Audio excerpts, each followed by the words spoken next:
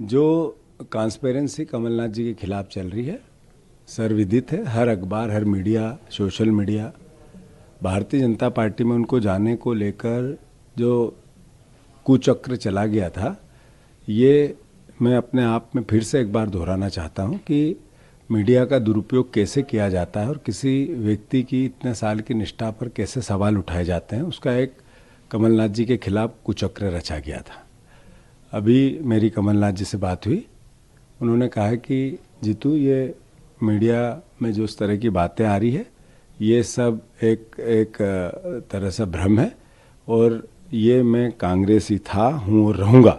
जैसा मैंने कल कहा था कि वो गांधी परिवार के उनके रिश्ते इतने पुराने हैं, सर्वविदित है। वह जरूर लोकतंत्र में हार जीत दोनों होती रहती है।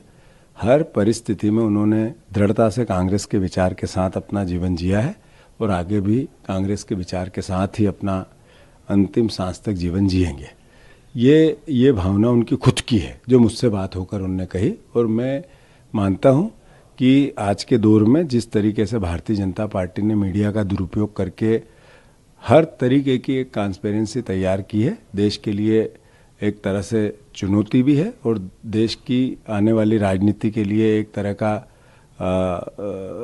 सवाल भी खड़े करती है। मैं मानता हूँ कि ये पटाक्षेप हुआ, कि ये षड्यंत्र था। अभी मेरी चर्चा हुई, कमलनाथ जी चार्ट लेके बैठे हुए थे।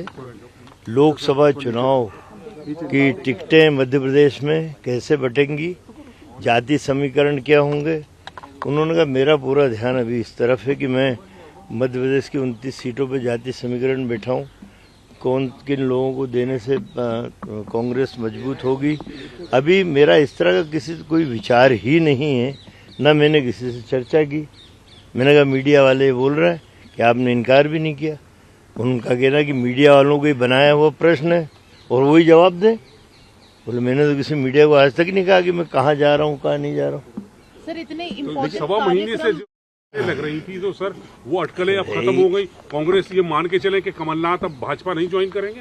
नहीं, अब कोई मान के चले ना चले, जब तक जिस व्यक्ति के संदर्भ में बात उठती है वो व्यक्ति जब तक अपने मुंह से कोई शब्द ना कहे तब तक कोई भी कैसे मान सकता, मीडिया हो या आम जनता हो। आपको तो कह दिया ना सर उन्होंने? नहीं, मुझे कोई बात नहीं। अभी तो मैं जब बात की मैंने कि मीडिया ये सवाल उठा रहा, तो उन्होंने कहा मीडिया वाला एक भी मेरे सामने लाओ।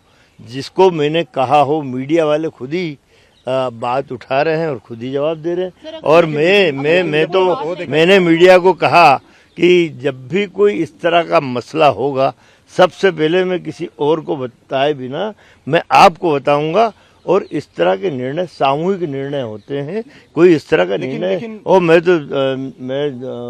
एक लंबे समय से नेहरू गांधी परिवार, वो हमारे पारिवारिक रिश्ते हैं, राजनीतिक रिश्ते नहीं है। ये तो बनाया हुआ प्रश्न। मैंने उनसे यही बोला कि मीडिया में जाऊंगा तो यही पूछेगी कि ये प्रश्न उठ रहा है, उस आपने एक बार भी न बोले। मैंने जब किसी बात को हाँ ही नहीं कही तो ना किस बात की करूँगा। अब वो देखिए, वो तो न्याय यात्रा मध्य प्रदेश में आने वाली है। 2 जगह सभाएं हैं, दतिया में है और ग्वालियर में है। 2-3 जगह सभा है, तो उनके बारे में ये हुआ कि अब उसका इंचार्ज भी मुझे बनाया गया सभाओं का, तो उस पर डिस्कशन हुआ, उस पर चर्चा हुई।